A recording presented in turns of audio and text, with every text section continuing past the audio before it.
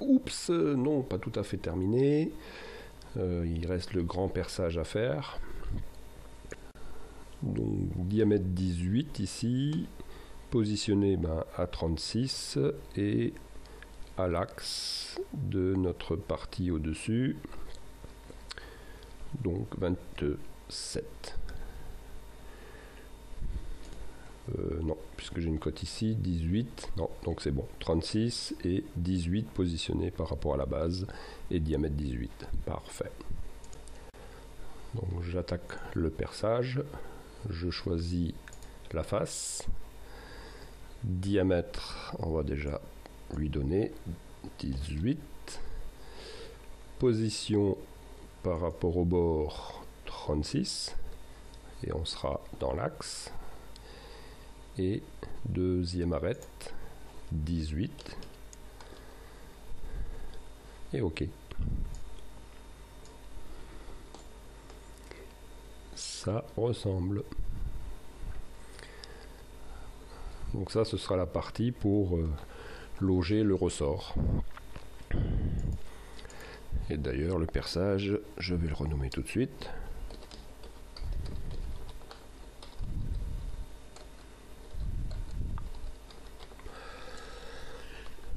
Et toutes les autres fonctions, donc toujours les bonnes habitudes, l'extrusion du corps, le chanfrein de 7 à 45, de 22 à 45, le perçage du poinçon et le dernier perçage. Voilà, retour et on va pouvoir visser notre système. Ça va se faire dans l'onglet conception, on l'avait déjà utilisé pour la brosse, assemblage vissé.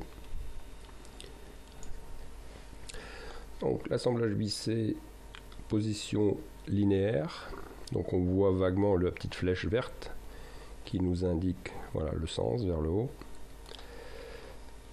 En bas, il me dit sélectionner une arête linéaire, effectivement, pour positionner le perçage. On va placer le premier qui est à l'arrière. Donc si je reprends le plan de la semelle, donc on sera à 15 du bord de la pièce, à l'axe bien sûr, et un perçage de 6 pour les deux, avec une vis type CHC, vis qu'on ira chercher dans le contenu, le centre du contenu Inventor, et on ira chercher une vis M5, longueur 15. Je positionne première arête. Alors, petite bizarrerie, et c'est pour ça que lorsque j'utilise de temps en temps ce générateur d'assemblage vissé, j'aime bien faire le premier perçage sur la pièce, parce que là, si on veut tout faire, bizarrerie, déjà, il me manque la flèche pour accéder aux paramètres. Donc je me dis, bah c'est rien, je vais taper semelle, corps, longueur par exemple. Il se met en erreur, et on voit qu'il refuse de valider. Donc tant pis, on va tricher, enfin pas tricher, mais la largeur de ma pièce c'est 40 sur 2, et ça il l'accepte. Et à l'arrière, donc on a vu 15. Voilà.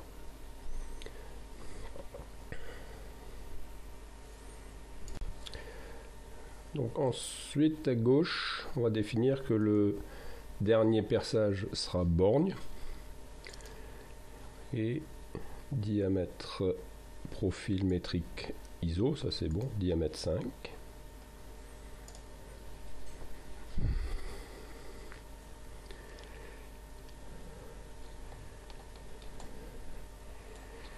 Et ils appellent ça plan de départ aveugle.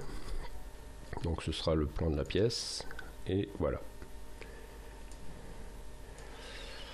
Alors 5,5, on avait dit 6. Donc on peut revenir ici et corriger.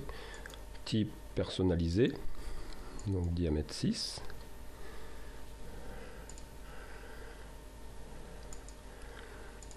Voilà. Perçage donc ISO.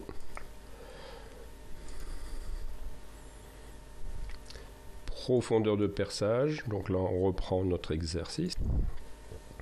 Donc surtout pour ce perçage là, bien sûr, il faut faire attention puisqu'il faut surtout pas percer le dessus de la pièce. Donc perçage 12 max et filetage 10 mini. Donc perçage 12 et taraudage 10. Valider et appliquer. Et il propose le nom du fichier pour l'assemblage vissé. OK. Alors on peut refaire la même chose sur le même principe, ou on peut faire aussi un système de réseau de 7 éléments. Bon, on va rester sur le système linéaire. On va repartir sur le plan de départ. Tac. Alors, ce qui est toujours délicat, donc quand on veut positionner en linéaire, c'est de pouvoir coter par rapport à un perçage. Donc il ne trouve pas d'arête, donc c'est toujours par rapport à une arête. Et donc là c'était 15 et 14, donc on sera à 29. Et dans l'axe toujours, bon, 40 sur 2, allez. Donc de toute façon il faut le calculer ici. Voilà. Et toujours le plan aveugle au-dessus. Quick. Oui. Donc on voit bien que le perçage a été fait. Il garde pas, il pourrait. Hein. Personnaliser 6. OK. Et donc toujours modifier. Perçage 12 et 10. Voilà. Et appliquer et OK. Voilà. Voilà. Donc on a nos perçages, puis on va poser les vis librement.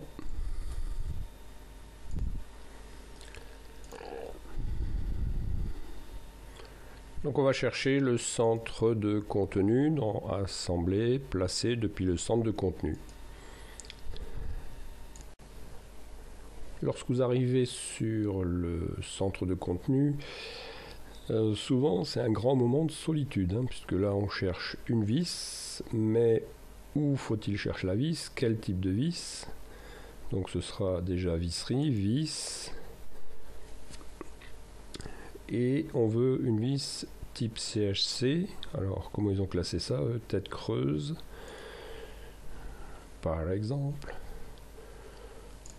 Voilà, si on sélectionne, et puis après vous avez toutes les catégories, et là-dedans il faut trouver la vis qui va bien. Si vous activez l'icône ici, vous allez afficher donc sous forme de miniature, mais même là vous voyez il y a 2 pages, c'est laquelle qu'il nous faut. Alors je me suis basé sur le guide du dessinateur industriel que vous devez sans doute connaître. Donc voici quelques exemplaires. Donc même dans le dernier, des fois vous avez des normes qui ne correspondent pas aux normes actuelles. Toujours est-il que dans le support, j'ai rajouté justement tout ce qui est normes pour chaque pièce provenant du centre de contenu. Ce sera plus simple pour les trouver. Ici, c'est ce que je retrouve dans le guide du dessinateur, par chance. Donc on parle bien de ISO 4762. OK. Et dans notre table ici, tant bien que mal, il faut trouver la ISO 4762. Par chance, on peut faire une recherche 4762. Et voici notre bestiole. Alors si c'est une pièce qui revient souvent, bouton droit, on peut l'ajouter aux favoris, ce qui évitera de chercher à chaque fois.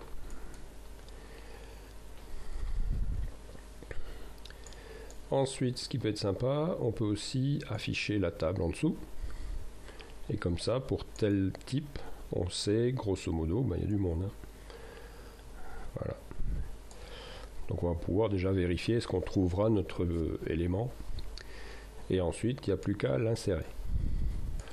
Il y a 2 méthodes. Si vous fixez les dimensions, donc vous allez devoir placer la vis librement et ensuite la repositionner dans le logement.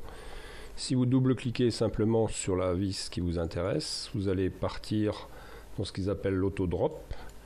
Donc vous allez pouvoir placer la vis. Donc sur l'arête, donc en bas il me demande sélectionner une arête, donc ça c'est pour la positionner. Attention, si je clique, hop, je reviens, il m'affiche M5 par 8.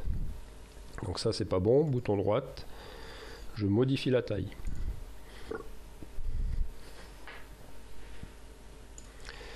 Donc M5 on ne change pas, par contre 15 ben, on n'a pas, donc 16. Et OK. Et c'est fait. Alors, si je sélectionne ma vis, on voit bien que ça marche. Voilà.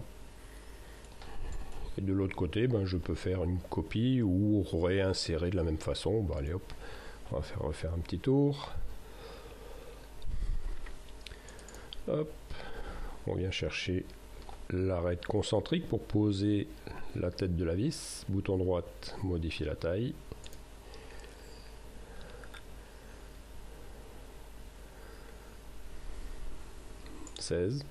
Et OK. Et ça nous fait des jolies vis inoxydables apparemment.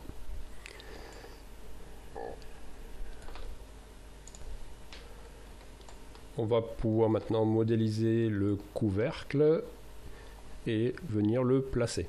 Donc là on va partir sur une autre méthode. Je conçois une pièce en externe et ensuite je viens la positionner dans l'assemblage, donc ce qui est une deuxième méthode de travail. Et j'enregistre mon fichier bien sûr.